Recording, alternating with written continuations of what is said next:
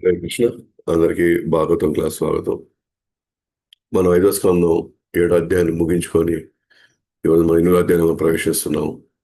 ముఖ్యంగా భరతుడి యొక్క జీవితం జరిగినటువంటి అతి ముఖ్యమైనటువంటి సంఘటనలు. అది మన యొక్క సాధన జీవితానికి చాలా దగ్గరగా ఉంటుంది. మనం ఎక్కడ ఎప్పుడు ఎట్లాంటి జాగ్రత్తలు తీసుకోవాలి, అన్ని పరిస్థితుల్లో మనం ఎంత అలర్ట్గా ఉండాలి అన్నటువంటి ఆ పాఠాలు మనం నేర్చుకోవచ్చు అన్నమాట.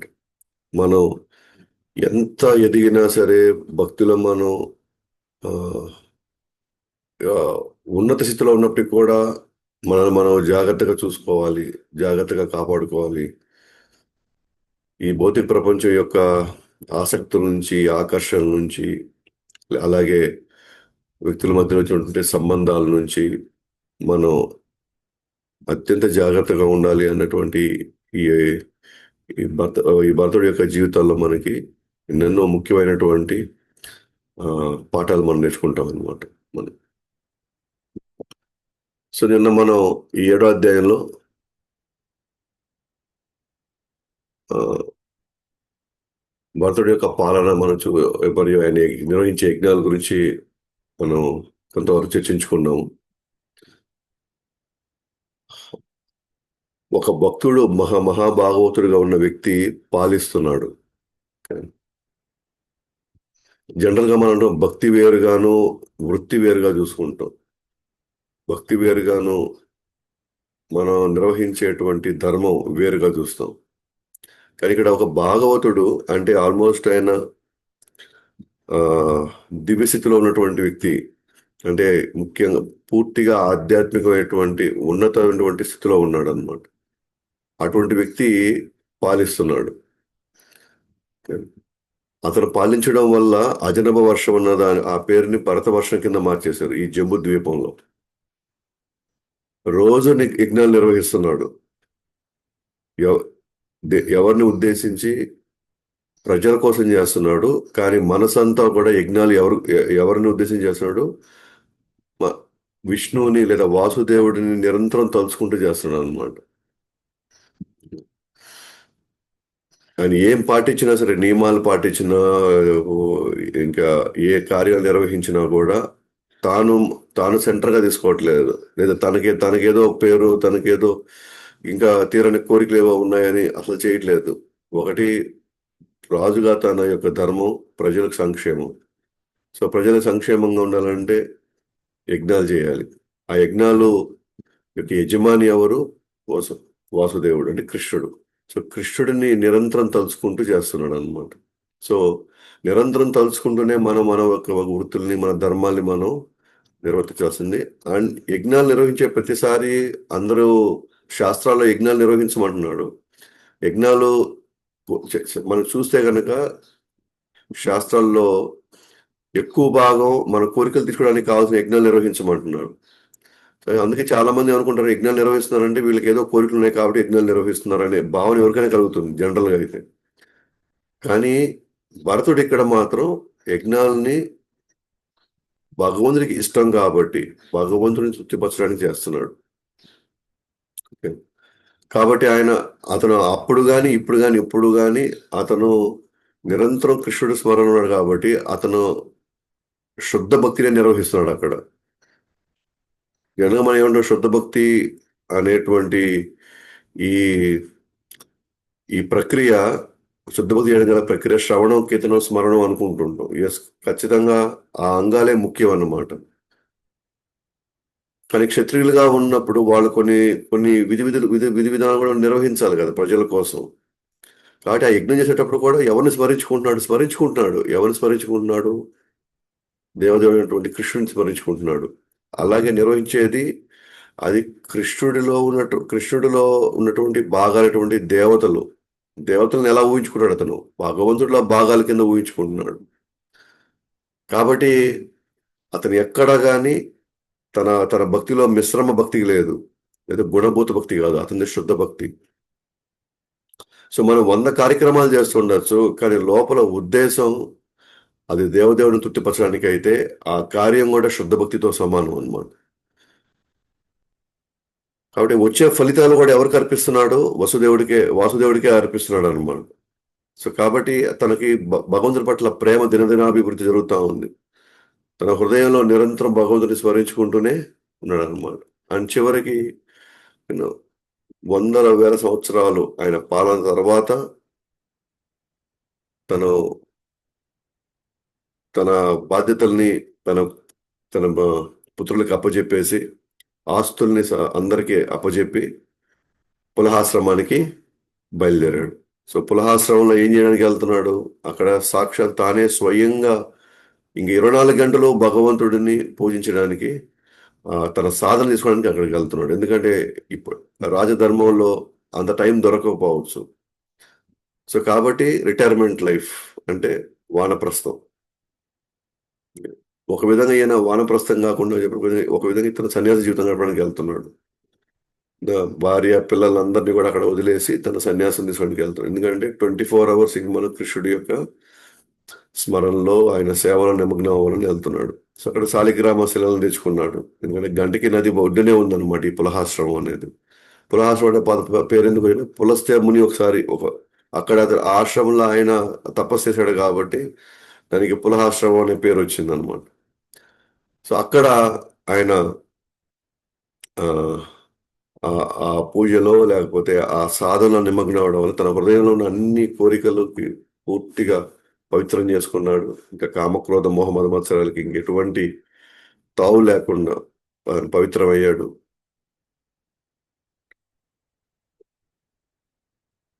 కాబట్టి తనలో ఆ పవిత్రమయ్యాడు కాబట్టి తనలో కొన్ని లక్షణాలు కనిపించాయి. తనలో ఏంటది? హృదయం కరిగి ఉంది, భౌతిక ఆసక్తి పూర్తిగా తగ్గిపోయింది, అనుక్షణం రోమాంచితం అవుతున్నాడు, భగవంతుడు తలుచుకొని స్మరించుకొని రోమాలు నిక్కబొడుచుకుంటున్నాయి అనమాట.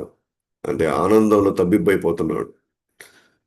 ఆ ఆనంద బాష్పాలు కన్నీరు కారుతా ఉన్నాయి ఇవన్నీ.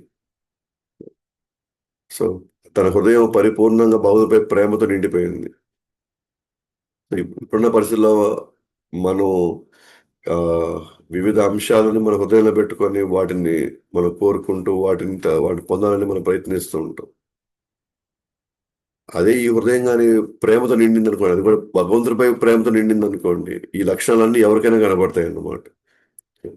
ఇవన్నీ అయితే ఆయన ఏమనుకుంటాడంటే ఇవన్నీ లోపల అంటే రోమాంచితం అవ్వడము, కన్నీళ్లు కారడము, ఇవన్నీ అనుకుంటే నా నారాయణుడి యొక్క సేవకి ఇవన్నీ అడ్డొచ్చేస్తున్నాయి నాకు. అంటే ఈ శరీరం ఈ తన్మయతను అయ్యేటప్పుడు ఆయన సరిగ్గా పూజించలేకపోతున్నాను. యాక్చువల్లీ పూజించాల్సిన అవసరం లేదు. ఎందుకంటే దాని యొక్క అంతిమ ప్రయోజనం పొందేశాడు. అంటే ఆనందంగా ఉన్నాడు అనమాట అతను.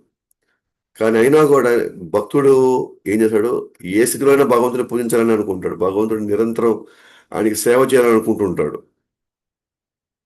అందుకనే ఈ యొక్క ఏవైతే తను అష్టసాత్విక వికారాలు ఏవైతే తను చూస్తున్నాడో, తను అనుభవిస్తున్నాడో, అవి కూడా ఆటంకాలు అనుకుంటున్నాడు. ఆయనకి ఆనందంలో కన్నీరు కారుతా ఉంటే ఆ కన్నీరు కారిదంటే భగవంతుడి రూపం నేను చూడలేకపోతున్నాను. నా కాళ్ళు చేతులు ఆ తన్మయత్వంలో వణుకుతున్నాయి. నేను సరిగ్గా సేవ చేయలేకపోతున్నానే అని అలాంటి ఒక భావంలో ఉన్నాడనమాట. అంటే దీన్ని బట్టి మనకు అర్థమైంది ఏంటంటే మనం భక్తులు ఎదిగే కొంది ఇంకా సేవ మనం పెంచుకుంటూ వెళ్తాం అన్నమాట. ఇంకా బాగా నిర్వర్తించుకుంటూ వెళ్తాం. ఎందుకంటే ఆ ఆ- ఆ స్థితిలో మనకి శరీరం కానీ ఇంద్రియాలు కానీ ఏది భారం అనిపించదు. వాస్తవానికి ఆ శరీరం ఆ ఇంద్రియాలు ఇంకా ఇంకా ఇంకా ఆ భగవానుడి సేవకి అనుకూలంగా మారుతుంటాయి అన్నమాట. ఎందుకంటే లోపల ఆత్మ చైతన్యం అయ్యి శరీరాన్ని ఇంద్రియాలని మనసుని అన్నిటిని నడుపుతున్నాయి ఆత్మ. ఇప్పుడు ఆత్మ కంట్రోల్లోకి వచ్చేసింది. పరమాత్ముడు మొత్తం కంట్రోల్ తీసుకున్నాడు. అప్పుడు ఈ శరీరంతో ఏ శరీరం అయితే భౌతికంగా పనికిరాదు అని మనం అనుకుంటున్నామో అదే శరీరంతో ఆ, భగవంతుడి యొక్క సేవకి ఉత్సాహంగా పరిగిస్తుంది అనమాట ఈ శరీరం. మనకి ఎగ్జాంపుల్ ఎవరు? ప్రభుపాదుల వారు 70 సంవత్సరాల వయసులో తను చేసిందంటే అప్పుడు ఆ శరీరాన్ని ఎవరు వాడుకున్నారు? భగవంతుడు వాడుకున్నాడు. ఎందుకంటే ఆయన పూర్తిగా శరణాగతి అయిపోయాడు. ఒక క్షణం కూడా ఆయన రెస్ట్లో లేడు అసలు. రెస్ట్ తీసుకుంటే ఇక శరీరం తప్పదు. అంటే మనం ఆ శరీరానికి ఇవ్వాల్సిన ధర్మం కొంత ఇయ్యాలి కాబట్టి అది చేసుకున్నాం. అది అది ఇచ్చి తీరాల్సి వచ్చింది. సో శరీరం పాటికి శరీరం కృషిస్తున్నా క్షీణిస్తున్నా సరే, కానీ మనం మనం అంటే ఆత్మగా మనం మాత్రం నిరంతరం ఇంకా ఉత్సాహంతో ఆనందంతో మనం ఆ తన్మయత్వంలో ఆ అనుభవానికి మనకు గురవుతాం అన్నమాట. కాబట్టి ఇప్పుడు మనకు అర్థమైంది భరతుడు ఏ స్థితిలో ఉన్నాడు అని. ఎంత ఎంత పకడ్బందీగా తాను సరిగ్గా ప్లాన్ చేసుకొని రాజ్యాన్ని అప్పచెప్పి వాళ్ళకి పంచాల్సినవన్నీ పనిచేసి అండ్ తను తను ఆ, భక్తిలో ఉన్నత స్థితిలోకి ఎదగాలని చెప్పేసి తను వచ్చాడు. ఆ స్థితిని కూడా ఆల్మోస్ట్ చేరుకునేసాడు. అంటే ఇప్పుడు దాన్ని ఏమంటారంటే ఆల్మోస్ట్ భావ స్టేజ్లోకి వచ్చేసాడని చెప్తారు. ఇంకా ఆయన్ని ఇంక వెనక్కి వెళ్ళే పరిస్థితి ఆల్మోస్ట్ లేనట్టే. ఇంకా అంటే మళ్ళీ భౌతిక స్థితికి వెళ్ళే పరిస్థితి లేనట్టే ఇంకా. సో అటువంటప్పుడు ఏం జరుగుతుంది ఇప్పుడు నెక్స్ట్ 8వ అధ్యాయం? ఈ స్థితిలో ఉన్న అంటే భగవంతుడి ప్రేమను అనుభవించినటువంటి వాడు, భగవంతుడి ప్రేమని హృదయంలో నింపుకున్నవాడు, ఈ స్థితిలో ఉన్నవాడు ఖచ్చితంగా తనలో జాలి, దయ, కరుణ, అనేకమైనటువంటి దివ్య గుణాలు, భగవంతుడి యొక్క లక్షణాలు అతనిలో ఉన్నాయి. ఆ స్థితిలో ఉన్న వాళ్ళంతా కూడా చాలా ఉన్నతమైనటువంటి గుణాలని వాళ్ళు ప్రదర్శిస్తారు వాళ్ళు. సో అటువంటప్పుడు ఒకరోజు తన ఉదయపు విధులని ముగించిన తర్వాత భరతుడు గండకి నది ఒడ్డున కొన్ని నిమిషాలు కూర్చొని ఓంకారంతో ప్రారంభించి తన మంత్రాన్ని జపించడం ప్రారంభించాడు. సో తన సాధన తాను స్టార్ట్ చేశాడు. పులహాశ్రమం పక్కనే గంటకి నది, వెళ్ళింది ఒకటే ఉద్దేశం, సాధన చేసుకోవాలి. సో కాబట్టి యథావిధంగా ప్రతిరోజు అతను గంటకి నదిలో నది ఒడ్డున కూర్చొని తాను సాధన చేస్తున్న అదే సందర్భంలో అక్కడ కూర్చొని ఉండగా ఒక జింక అక్కడికి వచ్చిందన్నమాట. చాలా దాహంతో వచ్చి అక్కడ నీళ్లు తాగడానికి వచ్చింది అక్కడ. సో ఆ జింకని గమనిస్తున్నాడు. అది దాహంతో వచ్చింది. అంటే జనరల్గా అక్కడ ఏదో జంతువులు వస్తూ ఉంటాయి, తాగుతూ ఉంటాయి, తిరుగుతూ ఉంటాయి. అయితే అలా తాగుతూ ఉండగా అతి సమీపంలోనే ఒక సింహం బిగ్గరగా గర్జించింది, అది అరిచింది. సో దాని గాండ్రింపు, దీంట్లో ఆందోళన, జింకకి ఆందోళన మొదలైంది. జింక మనకు తెలిసిందే కదా, ఎప్పుడెప్పుడు ఇటు చూస్తూ ఉంటుంది అనమాట. అంటే ఎప్పుడు అలర్ట్గా ఉంటుంది జింక ఎప్పుడు. దానికి ప్రమాదం పొంచి ఉందేమో అని ఎప్పుడు ఆ ఆ భయంలో ఉన్నట్టు ఆ స్థితిలోనే ఉంటుంది. అయితే ఆ గాండ్రింపుకి అది ఏమనుకుంది అంటే, ఇప్పుడు ఈ సింహం నన్ను చూసేసిందేమో, కాబట్టి నన్ను వెంబడించడానికి లేదా నా మీద దాడి చేయడానికి ఇది వస్తుందేమో అని చెప్పేసి అది భావిస్తుంది. కాబట్టి ఆ శబ్దం వినిపించింది జింకకి. ఓకే.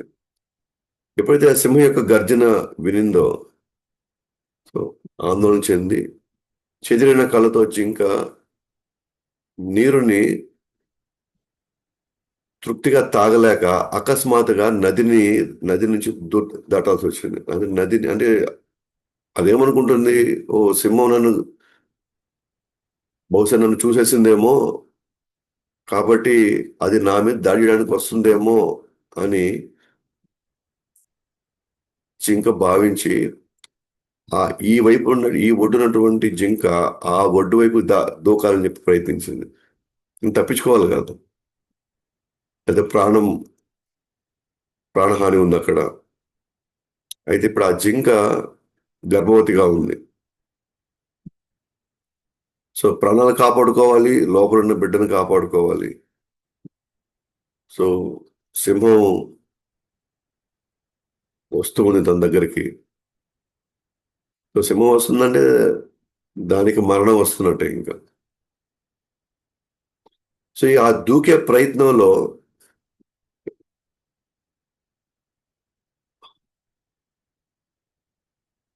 దాని గర్భం నుండి ఓకేనా, ఒక జింక పిల్ల ఆ, ఆ ప్రవహించే నీటిలో పడిపోయింది. అది దూకే ప్రయత్నం చేసింది దాంట్లో నుంచి ఉన్న. సో ఆ దూకే ప్రయత్నంలో సో జింక పిల్ల బయటకు వచ్చేసింది.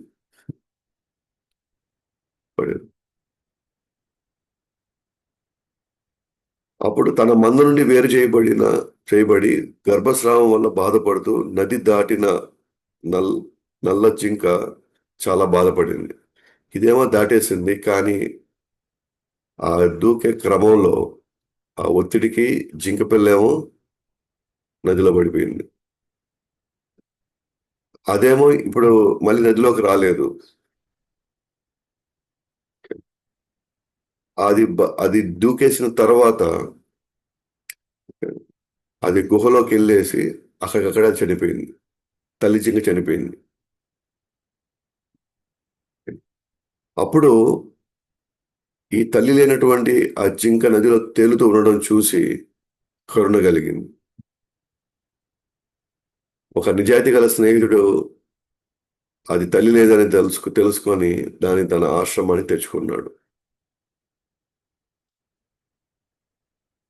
సో ఈ సంఘటనలో మనకి ఎక్కడైనా కానీ మనకి ఏమైనా ఉమ్, ఆ,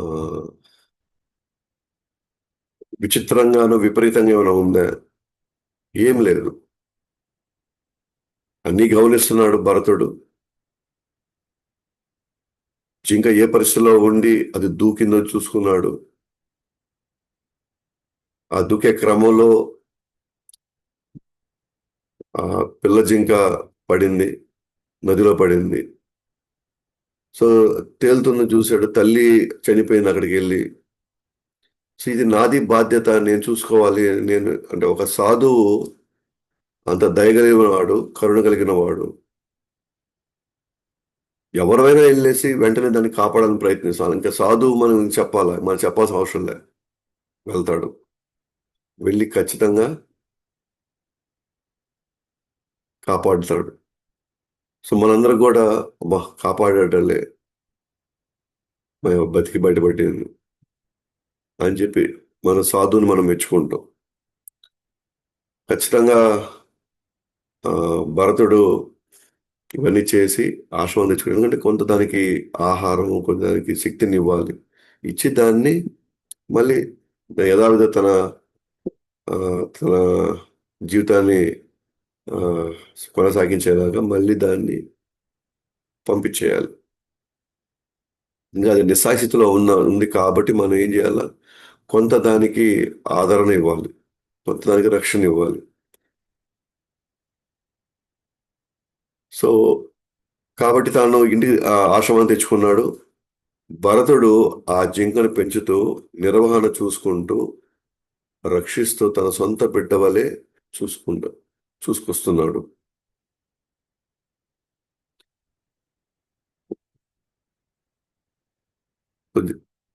ఎవరైనా సరే ఆ స్థితిలో ఉన్నప్పుడు కనికరం చూపించడం అనేది సహజ లక్షణం. సో దాని పోషణ చూసుకుంటున్నాడు, దానికి అన్ని విధాలుగా ఇంక వేరే జంతువులు ఏదైనా అక్కడికి వస్తాయేమో, ఈ జింక పిల్లని చూసి దాడి చేస్తానని చెప్పేసి నిరంతరం దాన్ని కనిపెట్టుకొని ఉన్నాడు. అతను అనుకుంటున్నాడు అది నిశాస్థితిలో ఉంది, అందరినీ పోగొట్టుకొని నన్ను మాత్రమే ఆశ్రయించింది, కావున దాని పూర్తి బాధ్యతలు నేనే స్వీకరించాలి. సాధువులు వారి సొంత సాధనలు మరి ప్రయోజనాలు పక్కన పెట్టి ఆశ్రయం తీసుకున్న వారికి రక్షించాలి. తను తాను సమర్థించుకుంటున్నాడు. నిస్సాయ ఉన్నది మాత్రం నిజం, తన వాళ్ళను పోగొట్టుకున్నది కూడా నిజమే. కానీ నన్ను మాత్రమే ఆశ్రయించింది. కాబట్టి నేనే పూర్తి బాధ్యతలు స్వీకరించాలి అన్న ఈ ఆలోచన ఉంది చూసారా? ఇక్కడి నుంచి అతను దాని మోహంలో పడ్డాడు.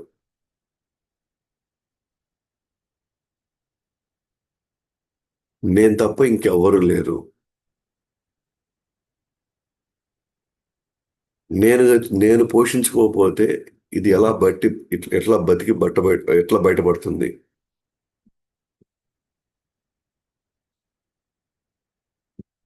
ఇక్కడ దాన్ని ఓన్ చేసుకున్నాడు. ఎలాగా? తన సొంత బిడ్డలాగా. కాబట్టి నేనే మొత్తం చూసుకోవాలి దాన్ని. ఇప్పుడు ఏమని జస్టిఫై చేసుకుంటున్నాడు? ఏమని సమర్థిస్తున్నాడు? సాధువులు వాళ్ళ సాధనలు కూడా వదిలేసుకొని, వాళ్ళ ప్రయోజనాలు పక్కన పెట్టి ఆశ్రయం తీసుకున్న వాళ్ళని రక్షించాలి అని.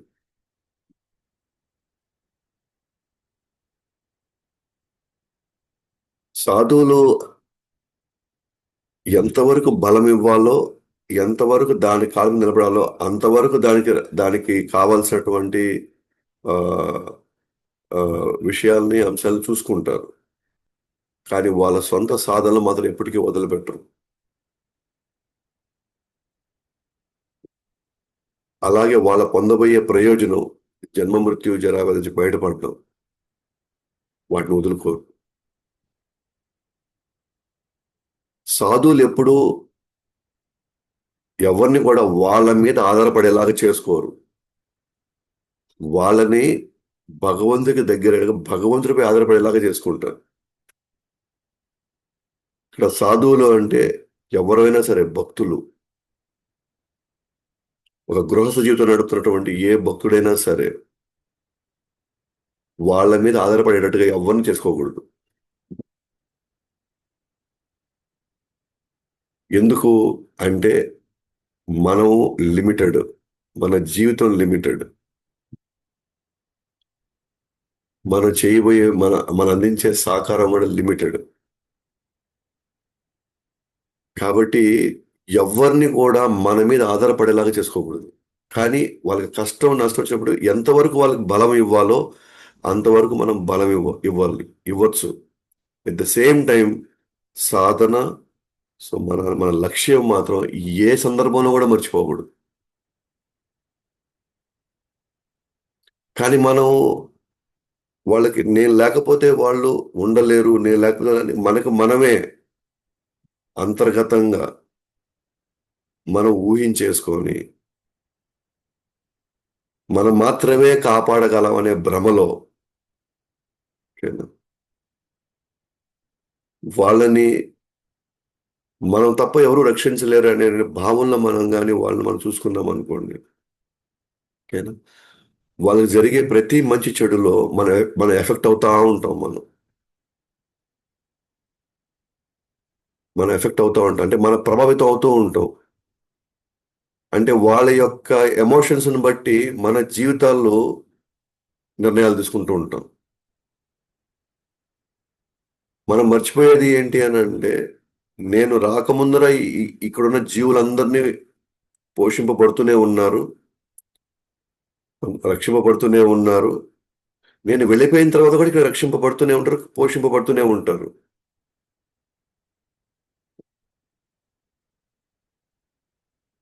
సో, నేను ఎంతవరకు అనంటే నా యొక్క సాధనని, నా ప్రయోజనాన్ని మిస్ కాకుండా నేను సమస్తాన్ని ఎంతవరకు చూడగలనో నాకొక లిమిటేషన్ ఉంది. ఆ లిమిటేషన్ మర్చిపోవడం కూడా మోహమే. మన శక్తి సామర్థ్యాలని మనం మర్చిపోవడం కూడా మనది మోహమే.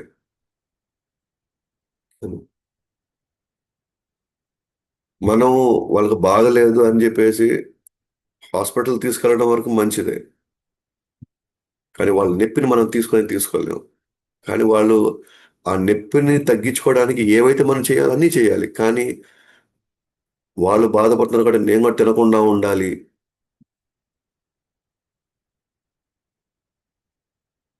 నేను నేను ఆ పక్కనే వాళ్ళు కళ్ళు తెరిచినప్పుడల్లా నేను ఉండి నేను అన్నీ మనకు ఒక లిమిట్ ఉంది. ఆ పని ఎవరు చేయాలి? డాక్టర్లు చేస్తున్నారు. ఆ డాక్టర్లు చేయాలి. చేస్తారు వాళ్ళు.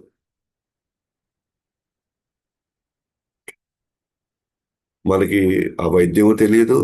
వాళ్ళిప్పుడు ఏ స్థితిలో ఉన్నారో, వాళ్ళు ఎటు లోపల అంతర్గతంగా వాళ్ళు ఏ పరిస్థితిలో వాళ్ళు ఏమేమి ఆలోచిస్తున్నారో మనకసలు ఏం తెలీదు మనకి. కానీ మొత్తం సిట్యుయేషన్ మనం కంట్రోల్‌లో పెట్టుకోవాలని మనం ప్రయత్నిస్తున్నాం మోహంలో. ఇక్కడ ఏమనుకుంటున్నాడు భరతుడు అంటే, ఒక సాధువు ఏ విధంగా ఉండాలి అంటే, తన తన సాధనను పక్కన పెట్టేయాలంట ఇంకా.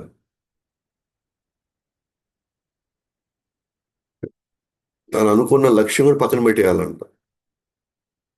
నన్నే ఆశ్రయిపోదు కదా! నేను ఇంక మొత్తం చూసుకోవాలంట. మనం నిజంగా అనుక్షణం ఎవరినైనా మనం కాపాడగలమా?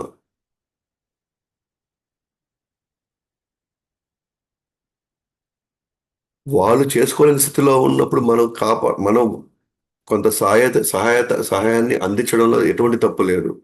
ప్రొవైడెడ్ మనం యొక్క సాధనని మన యొక్క లక్ష్యాన్ని మనం వదులుకోనంత వరకు ఎటువంటి ఇబ్బంది లేదు. మనం వీళ్ళు ఈ స్థితిలో ఉన్నారు, వాళ్ళ స్థితిలో ఉన్నారు. వీళ్ళు నేను ఈ కార్యం చేయాలా? నేనెక్కడ జపం చేసేది? నాకు టైం ఎక్కడుంది? నాకు భగవద్గీత చదివే టైం ఎక్కడుంది? నాకొచ్చి భాగవతం వినేంత టైం నాకెక్కడుంది అనంటే, మనకు ఖచ్చితంగా మోహంలోనే ఉన్నాం మనం. ఒక 2 రోజులు డిస్టర్బ్ అవ్వచ్చేమో. అనుకున్న అదే టైంలో మనం చేయలేకపోవచ్చేమో. 1, 2 రోజులు. అదేమి ఇది ఉండదు. ఎమర్జెన్సీస్ వచ్చినప్పుడు ఆ 1, 2 సందర్భాలు కాదు. కానీ దాన్ని పూర్తి చేయడానికి ఆ రోజు లోపల ఎక్కడో మనం దాని లక్ష్యం వదలకూడదు. ఓకే. నేను అరగంట చదవాలనుకున్నాను భాగవతాన్ని. కానీ ఒక ఎమర్జెన్సీ వచ్చింది. ఇంట్లోనో, పనిలో. పోనీ 5 నిమిషాల్లో నేను కంప్లీట్ చేయాలి. 5 నిమిషాలు నేను కనీసం దాన్ని తాకాలి నేను దాన్ని. అప్పుడే మనం అలర్ట్‌గా ఉన్నట్టన్నమాట. మిగతా రోజుల్లో నాకేమీ లేనప్పుడు నేను క్యాజువల్‌గా అన్నిటిని చూసుకున్నాను. కానీ నాకు ఎమర్జెన్సీ వచ్చిన రోజులు మాత్రం నేను దాన్ని పక్కన పెట్టేసి, వదిలేసి ఓకేనా. దా ఇది మళ్ళీ అన్నీ సరైన తర్వాత మళ్ళీ చూసుకుందాంలే దీని సంగతి. ఇది నా ధర్మం గదా! నేను గాకపోతే ఎవరు చూసుకుంటారు? నేను గాకపోతే ఎవరు జేస్తారు? అని మన సాధన నెగ్లెక్ట్ చేసినా, మనం అనుకున్నటువంటి ఆహ్, స్థితిని లేదా లక్ష్యాన్ని మనం పొందలేకపోయి, మనం వీటిలో పడ్డామనుకోండి. ఓకేనా. మనసు మనల్ని మళ్ళీ, మళ్ళీ భౌతిక మోహాలకి మళ్ళీ గురి చేసేట్టు చేస్తది మళ్ళీ. ఆశ్రయం తీసుకున్న వాళ్ళని రక్షించాలి. ఎక్కడి వరకు వాళ్ళకి మళ్ళీ రెక్కలొచ్చి వాళ్ళకి బలాన్ని మనం ఇచ్చి, ఆ బ వాళ్ళ బలంతో వాళ్ళు మళ్ళీ ముందుకెళ్ళాలి. అదే ఏ జంతువు కూడా చేయబోయేది. తన బిడ్డల్ని ఎంతవరకు చూసుకుంటది ఏ జంతువైనా పాలిచ్చి అది నడిచేదాకా. దానంతట ఇంకా దాని ఆహారం తెచ్చుకోవాల్సిందే ఇంకా అది దాని బలం మీద. ఎక్కడైనా మనం చూసామా? ఏ పక్షులైనా సరే, లేతే ఏదైనా ఏ జంతువులైనా సరే, ఎల్లకాలం పొయ్యేసి తల్లో, తండ్రో వేటాడి తీసుకొచ్చి బిడ్డలకి పెట్టడం ఎక్కడైనా మనం చూసామా? వాటి ధర్మాలు అవి కూడా నిర్వర్తిస్తున్నాయి.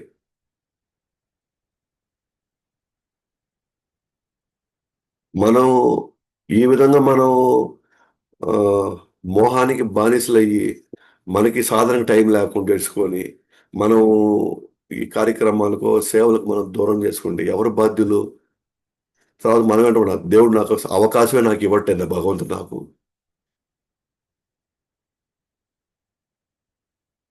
భగవంతుడు ఎందుకు అవకాశం ఇవ్వట్లేదు? మనం పెంచుకున్న మోహం వల్ల మనం లాక్ అయిపోయాం మనం. మనం తెలుసుకోవట్లేదు మన లిమిట్ ఎంత వరకు మనం మనకి ఏది ముఖ్యం, ఏది ప్రయారిటీ ఇవ్వాలి. మానవ జన్మ దొరికింది కదా మనకి. దేనికి అత్యుత్తమైనటువంటి ముఖ్యత్వం, ప్రాముఖ్యత ఇవ్వాలి. మనం మర్చిపోయాం మనం. మనం మర్చిపోయి మనం విపరీతమైనటువంటి అంశాల మీద మనం పూర్తిగా మనం ఆధారపడేటట్టు మనం చేసేసుకున్న తర్వాత ఇప్పుడు నాకు భగవంతుడు నాకు టైం ఇవ్వట్లేదు, నాకు అవకాశం ఇవ్వట్లేదు, నన్ను ఇలాంటి ఒక పరిస్థితి నన్ను పెట్టేశాడు నన్ను భగవంతుడు అని మనం ఏ విధంగా బయటపడాలని మనం చూసుకోవాలి. ఇప్పటికైనా మనం ఏమేం చేస్తే మనకి భగవంతుడి యొక్క సాధన కావచ్చు, సేవ కావచ్చు, లేకపోతే శ్రవణం కావచ్చు, మనం టైం కల్పించుకోవాలి. ఆ టైం ఎప్పుడు రాదు. అది మనం కొన్ని క్యాలిక్యులేషన్ చేసుకోవచ్చు ఇప్పుడు. వీళ్ళు ఇంకా సెటిల్ అయిపోతే అని. వాళ్ళు సెటిల్ అయ్యడానికి మనకు బాగా లేకుండా వస్తే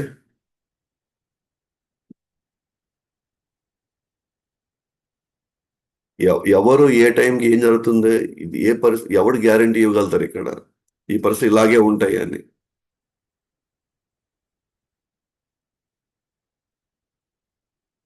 ఈయన ఆ యొక్క జింక మీద ఉన్న వ్యామోహంతో అసలు సాధు ఏం జరగడం మర్చిపోయాడు ఆయన.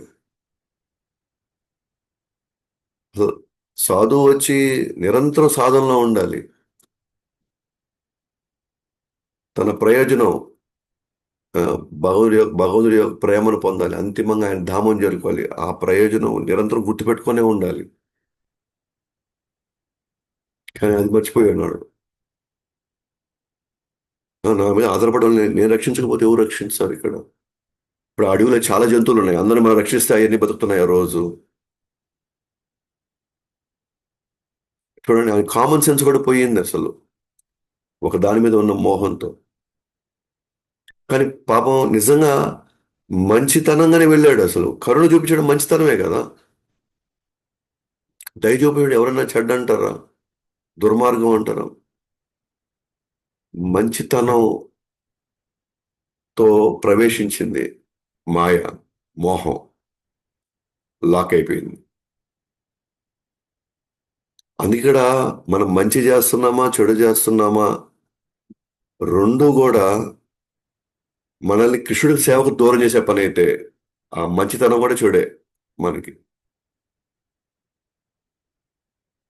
కొన్నిసార్లు మనం కఠినంగా వ్యవహరిస్తాం, అది చెడు అనుకోవచ్చు, కానీ అది మన సాధనని మన సేవని కాపాడుకోవడానికి అయితే అది మంచిదే. ఓకేనా? లక్ష్యాన్ని, సాధనని, ఓకేనా, అది ఎప్పుడూ దానికి దానికి ఇవ్వాల్సిన ప్రాముఖ్యత దానికి ఇస్తూ దాని చుట్టే మిగతావన్నీ అల్లుకోవాలి మనం. అలా కాకపోతే మాత్రం మంది మన దారి పక్కదారి పట్టిపోతుంది. ఎందుకంటే కొన్ని జన్మల తర్వాత, కొన్ని కోట్ల జన్మల తర్వాత వచ్చిన జన్మ ఇది. భక్తుల సాంగత్యం దొరికింది చాలా కోట్ల జన్మల తర్వాత వచ్చింది. ఆషామాషిగా రాలే ఇదంతా.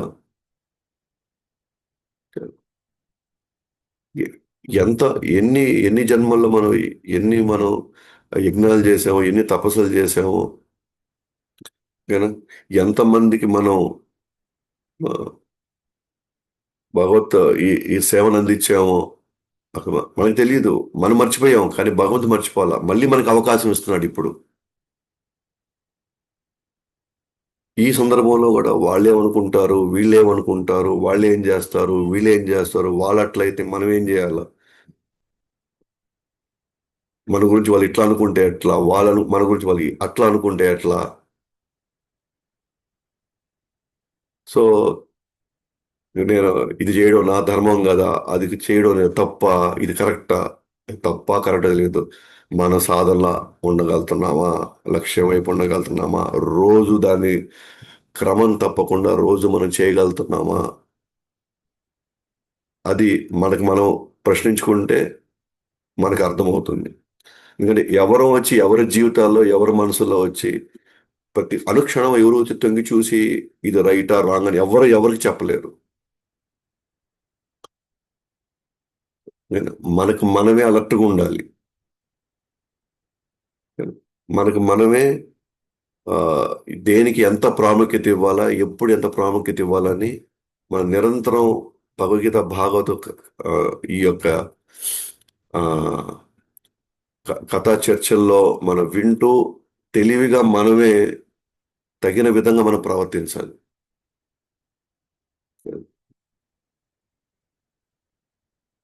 ఇక్కడ అతిపెద్ద ప్రాబ్లం ఏమొచ్చిందంటే భరతుడికి భక్తుల సాంగత్యం లేదు అసలు. తను తనలో జరిగే విషయాలు తను నిజంగా మోహంలోకి వెళ్తున్నాడా వెళ్ళట్లేదని ఎవరు చెప్పి వార్నింగ్ ఇచ్చేవాళ్ళు లేరు అక్కడ. తన ఆలోచనల తీరుని కొంచెం అవగాహనతో అర్థం చేసుకొని తనకి గైడ్ చేసే వాళ్ళు ఎవరు లేరు అక్కడ. ఎందుకంటే ఒక్కడిగానే ఉన్నాడు అక్కడ పులహాశ్రమంలో.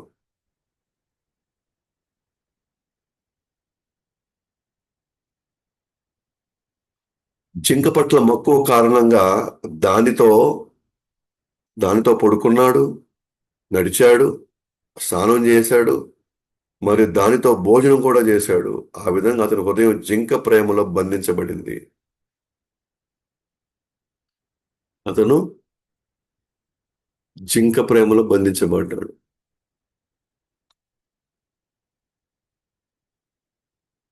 దాన్ని వదులుకోలేకపోయింది. అనుక్షణం అమ్మ నేను లేకపోతే ఏదో జంతువు చంపేస్తుందేమో. పాపం దానికి తెలియదు కదా, ఎట్ట తినాలో తెలియదు, ఎక్కడ పడుకోవాలో తెలియదు. స్నానం చేసేటప్పుడు దాన్ని వదల పక్కన, దాన్ని చూస్తూనే స్నానం చేస్తున్నాడు. మరి అదే దానికి పెట్టి దాన్ని తింటున్నాడు. లేకపోతే పాపం అది భోజనం అంటే సంపాదించుకుంటుంది అది. ఓకే. ప్రతి క్షణం ఆలోచనలన్నీ దాని మీదే ఉన్నాయి. ఎగ్జాక్ట్గా మనం ఇప్పుడు ఎట్లా మన కుటుంబంలో మనం ఎట్లా మన కుటుంబ సభ్యులని మనం లేకపోతే ఎట్లా, మనం లేకపోతే వాళ్ళు ఏం చేస్తారు, మనం లేకపోతే వాళ్ళు ఎట్లా చూసుకుంటారు, మనం లేకపోతే వాళ్ళు ఎట్లా జీవితాన్ని గడుపుతారు, మనం కాకపోతే ఎవరు రక్షిస్తారు, సేమ్ డిట్టో. ఇంగ్లీష్లో పదం వాడతారు, ఎంపవర్ చేయాలి. వాళ్ళకై వాళ్ళు చేసుకునేట్టుగా మనం చెయ్యాలి.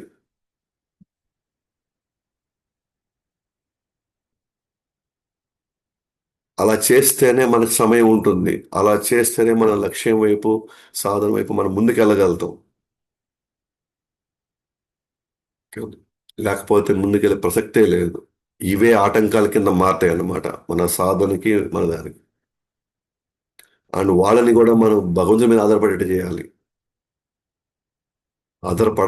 పడేటువంటి సహజ తత్వం అందరిలో ఉండేది. మరి ఇప్పుడు ఎట్లాగైతే బంధువుల మీద, స్నేహితుల మీద, మన తోటి వాళ్ళ మీద మనం ఆధారపడుతున్నామో అది సహజం. ఆధారపడేది కృష్ణుడి మీద ఆధారపడేటట్టు చేసుకోవాలి. ఆ గైడెన్స్ ఎవరు ఇవ్వాలి? మనమే ఇవ్వాలి గైడెన్స్. ఆ వాతావరణం ఎవరు కల్పించాలి? మనమే కల్పించాలి. కల్పించకపోతే సాధన కావచ్చు, సాధన, సేవ ఏమి చేయలేము మనం అసలు. ఇక ఏం చేస్తాడు? కుషాగడ్డి, పువ్వులు, కలప, ఆకులు, పండ్లు, వేర్లు మరియు నీటిని కోసం అడవికి వెళ్ళినప్పుడు, అంటే యజ్ఞం అదే పూజ నిర్వహించడం కోసం, వీటి కోసం అడవికి వెళ్ళినప్పుడు క్రూర జంతువులు జింకను చంపేస్తాయేమని భయపడి ఎల్లప్పుడూ జింక తనతో తీసుకెళ్లేవాడు. ఎక్కడికి వెళ్ళినా, ఎప్పుడైనా, ఏం చేసినా సరే జింక పక్కన ఉండాల్సింది.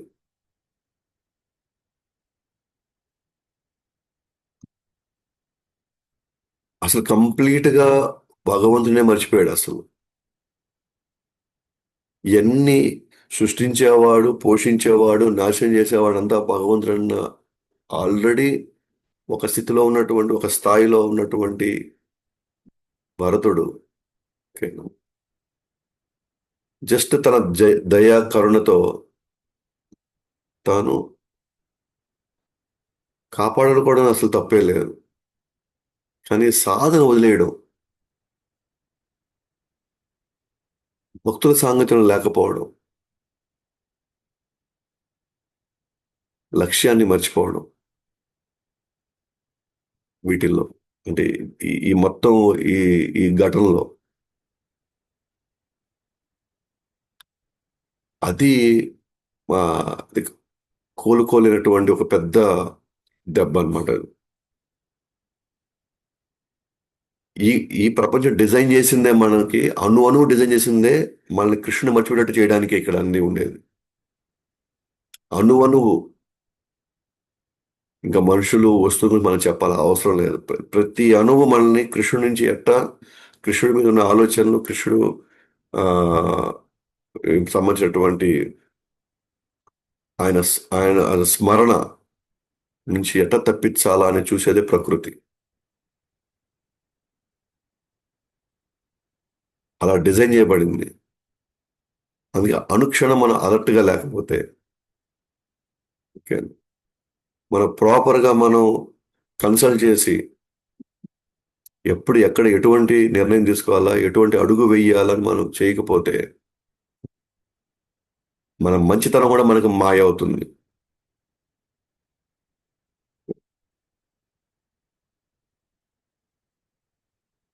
ఏ రూపమైన మాయ ప్రవేశిస్తుంది.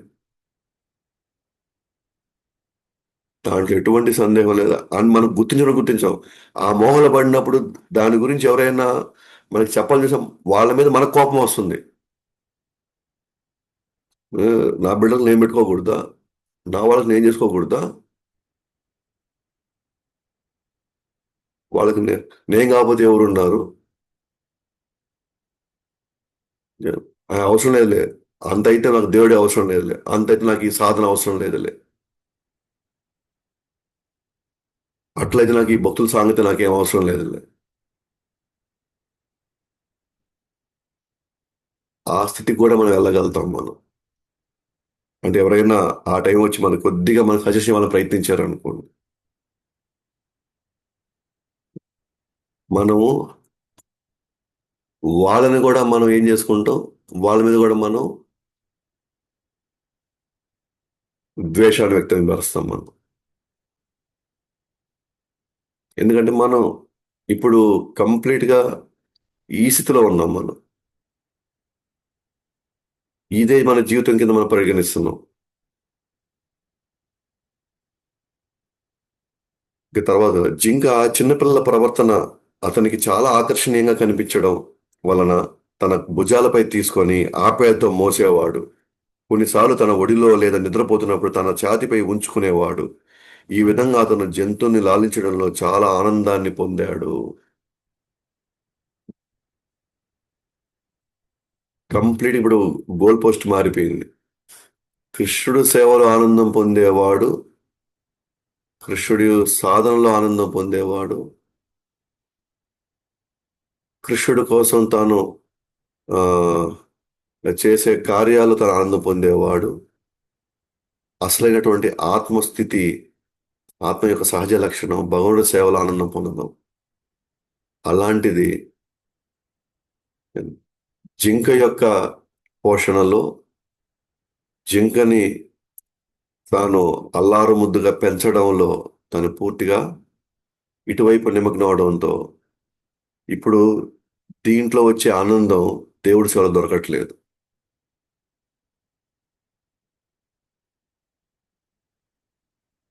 చూడండి ఎంత త్వరగా మనలో ఉన్నటువంటి భావాలు మారిపోతాయి.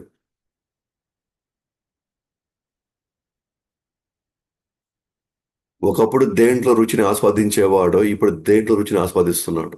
ఇదంతా మన జీవితం. ఒకప్పుడు మనం కొన్ని వేల కోట్ల జన్మల ముందర మన కృష్ణుడితో ఈ విధంగానే ఆనందంగా ఉండిన మనం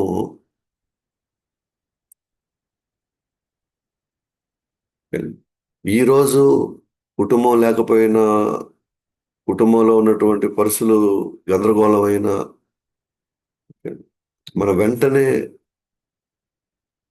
కుటుంబం తగినట్టుగా రియాక్ట్ అయిపోతున్నాం మనం. యాక్చువల్లీ మన కృష్ణుడు తగినట్టుగా మనం రియాక్ట్ అవ్వాలి మనం. కానీ ఇప్పుడు ఈ విధంగా రియాక్ట్ అవుతున్నాం ఇప్పుడు. భౌతికమైనటువంటి ఆ సంబంధాల్లో మనం ఆనందం పొందుతున్నామంటే అది ఇంద్రియాలు, అహంకారం లెవెల్లో వచ్చే ఆనందం అది. మనం భగవంతుడికి సంబంధించినటువంటి కార్యాల్లో మనం ఆనందం పొందుతున్నాము అంటే పదే పదే ఆనందాన్ని దాంట్లో మనం వెతుకుతున్నాము అంటే, దాంట్లో మన ఆనందాన్ని మనం ఆస్వాదిస్తున్నాము అంటే మనం ఆత్మస్థితిలో ఉండి దాన్ని మనం పొందుతున్నట్టు అర్థం అన్నమాట. మనం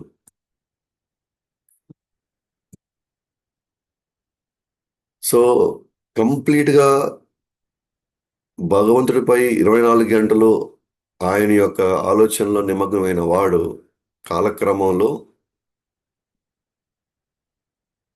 జింక తన తన శరీరంలో ఒక భాగం అనుకుంటున్నాడు ఇప్పుడు.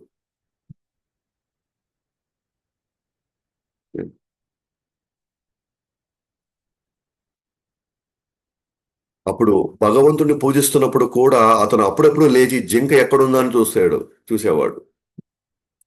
జింక హాయిగా ఉందని చూడగలిగినప్పుడు చాలా సంతృప్తికి చెంది జింకపై తన ఆశీర్వాదాలు కురిపించేవాడు. నువ్వు అన్ని విధాలుగా సంతోషంగా ఉండు అని అనుకునేవాడు. ఇప్పుడు డిస్ట్రాక్షన్ మోడ్లోకి వెళ్ళాడు. డిస్ట్రాక్షన్ కంప్లీట్ గా. భగవంతుని పూజించినప్పుడు భగవంతుని మీద మనకు శ్రద్ధ ఉండాలి కదా. కానీ అప్పుడప్పుడు లేదు, జింకకి ఏమైంది, ఏమైనా అయి ఉంటుందేమో జింకకి. జింక కరెక్ట్ గానే ఉందా, జింక బాధపడుతుందా, ఆనందంగా ఉందా చూస్తున్నాడు. అప్పుడప్పుడు మధ్య మధ్యలో ఇంకేడ కాన్సన్ట్రేషన్ ఏడుందా కార్యక్రమం. ఇప్పుడు మనం కూడా జపం చేస్తున్నప్పుడు ఎవరైనా వచ్చారా, బెల్లు కొట్టారా, ఎవరు వస్తున్నారు, ఎవరు పోతున్నారు, టీవీలో ఏం వస్తుంది, పేపర్లో ఏం జరుగుతుంది.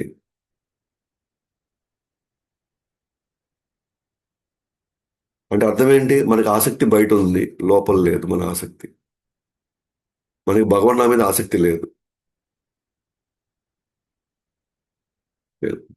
మనం క్లాస్ వింటుంటే అప్పుడప్పుడు మనం ఫోన్లు తీసి ఎవరైనా ఫోన్ చేస్తున్నారా, ఏం మెసేజ్ వచ్చింది అంటే మన యొక్క సాధన డిస్ట్రాక్షన్ మోడ్లోనే ఉంది.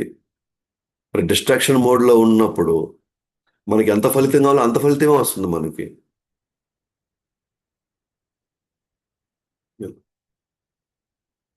మనం ఈ సాధన చేసేటప్పుడు లేదా ఈ శ్రవణం చేసేటప్పుడు ఏదొచ్చినా ఇప్పుడు కాదు, ఒక 10 నిమిషాల తర్వాత చూద్దాం, ఏం కాదు, ప్రపంచం అంతా అల్లకల్లోలం కాదు, ప్రపంచం అంతా ఏం గందరగోళం అయ్యేది ఏమి ఉండదు,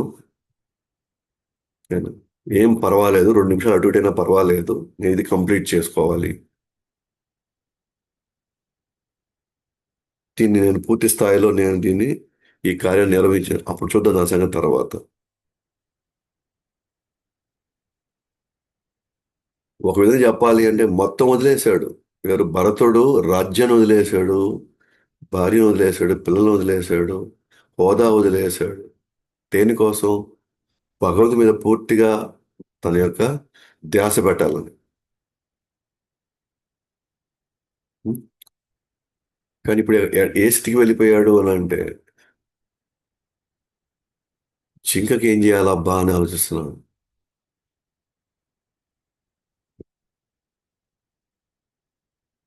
మనం భగవంతుడు అంటే ఎవరు,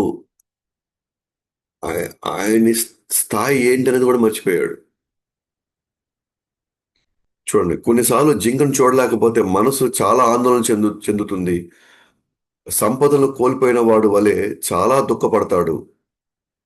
మన డబ్బులు పోతే మనం ఎంత హ, నరకం అనుభవిస్తామో, ఆవేదన అనుభవిస్తామో, అంత అది కనబడకపోతే అంత ఆవేదన పడుతున్నాడు. ఎంత ఎఫెక్ట్ అయిపోయాడు చూడండి, ఎంత దాంతో మమేకం అయిపోయాడు చూడండి, మనం గమనించవచ్చు ఇక్కడ. జింక పోయినప్పుడు అతను ఆందోళనతో నిండిపోతాడు మరియు విడిపోవడం వల్ల విలపిస్తాడు. అందువల్ల అతను భ్రమపడి ఈ క్రింది విధంగా మాట్లాడతాడు. ఆ భ్రమలో దాని మీద ఉన్న విపరీతమైనటువంటి తీవ్రమైన మోహంతో ఎలా మాట్లాడతాడు. సో మనం గమనిస్తే కనుక ఎగ్జాక్ట్ గా ఆయనకి ఎటువంటి ఇప్పుడు స్థితిలో ఉన్నాడో జింక విషయంలో, అదే విషయంలో మనందరం మన సంబంధాల్లో ఉన్నాం.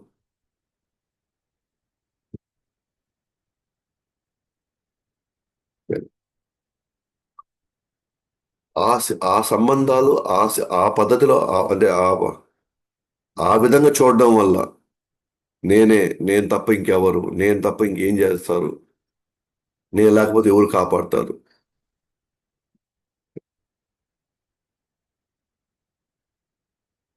తాను అంటే భరతుడు ఏ స్థితి నుంచి ఏ స్థితికి వెళ్ళిపోయాడు, ఏ డైరెక్షన్ లో పోతున్నాడు, ఏ డైరెక్షన్ లోకి వచ్చేసాడు ఇప్పుడు.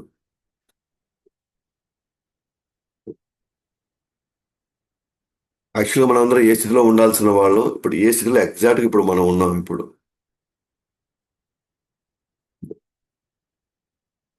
అది దాన్ని చూడలేకపోతే, దాన్ని ఒక క్షణం కూడా దాన్ని అసలు మన పక్కన లేకపోతే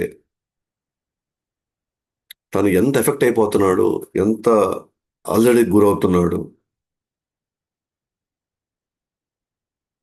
ఇదే స్థితిలో ప్రపంచం అంతా చాలా మంది ఉన్నారు, చాలా రకాలుగా ఉన్నారు. మరి మనం గమనిస్తే ఎవరి జీవితాలు ఆగిపోవట్లేదు, ఎవరి జీవితాలు అర్ధాంతరంగా ముగిసిపోవట్లేదు. ఎవరు తగినట్టుగా వాళ్ళకి జీవితాలు ముందుకు వెళ్తూనే ఉన్నాయి. మన వల్ల వీళ్ళు ఈ విధంగా ఎఫెక్ట్ అయ్యారు, మన వల్ల వీళ్ళు ఈ విధంగా వీళ్ళు భవిష్యత్తులో వీళ్ళు ఉండలేరు, మనం లేకపోతే ఉండలేరు అనే ప్రసక్తి రానే రాదు ఎప్పుడు కూడా.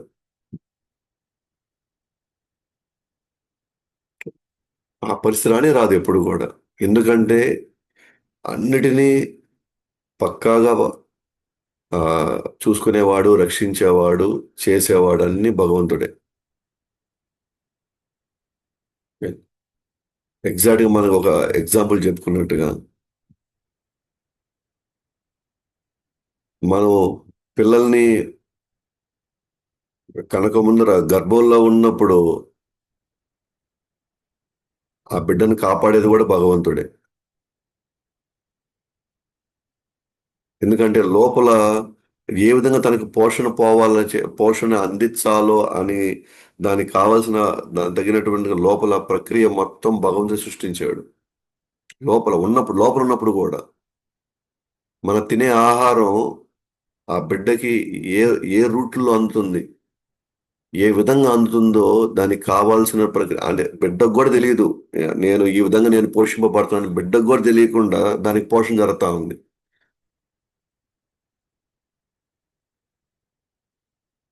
అది అలా మాంసం ముద్దలా అలా పడుంది అంతే.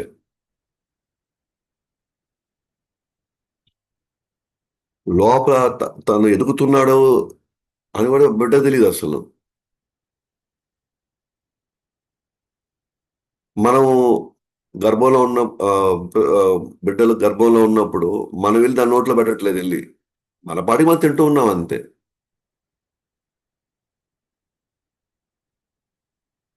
మన పాటికి మనం పనులు చేసుకుంటున్నాం, తింటున్నాం, తిరుగుతున్నాం అని చేసుకుంటున్నాం. కానీ ఎలా మనం తినే ఆహారం ఒక చిన్న మాంసం ముద్దకి రైట్ రైట్ కంటెంట్ లో ప్రోటీన్స్ ఎంత, కార్బోహైడ్రేట్స్ ఎంత, దానికి కావాల్సిన మినరల్స్ ఎంత, ఎప్పుడెప్పుడు ఎక్కడ ఎటువంటి ఎంజైమ్స్, ఎటువంటి హార్మోన్స్ లోపల ఎప్పుడు ఎంత ఎంత క్వాంటిటీలో రిలీజ్ అవ్వాలా, ఇంతకంటే మనం జాగ్రత్తగా ఉన్నామా ఎప్పుడైనా సరే, ఏ పరిస్థితిలో మనం ఉండగలమా మనము, ఎప్పుడైనా సరే ఏ పరిస్థితిలో అయినా సరే మనం అంతకంటే జాగ్రత్తగా మనం ఎవరైనా మనం చూసుకోగలుగుతామా? అప్పుడే భగవంతుడు అంత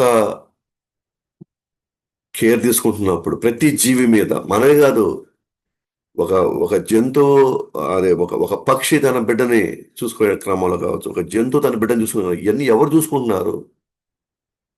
ఆ టైం ప్రకారంగా, పరిస్థితులు అనుగుణంగా వాటన్నిటికీ ప్రాణం పోసి, వాటన్నిటికీ ఆ శక్తినిచ్చి తగిన విధంగా వాటిని జీవించేలాగా ఎవరు చూసుకుంటున్నారు ఇవన్నీ?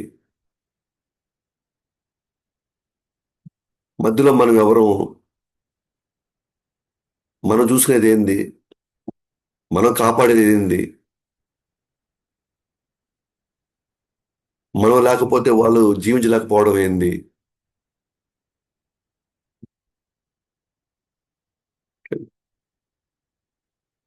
మనం అర్థం చేసుకోవాలి ఇవన్నీ. మనం ఏంటి అని అంటే మనం కేవలం ఎక్కడి వరకు అంటే వాళ్ళని భగవంతుడిపై ఆధారపడేట్టు చేయడం, ఆ ఆధారపడే విధంగా మనం తగిన విధంగా వాళ్ళకి ఆ యొక్క జ్ఞానాన్ని ఇవ్వడం కోసం మనం ఉన్నాం అంతే. మన లక్ష్యం వచ్చి భగవంతుడు చేరుకోవాలని అంతిమంగా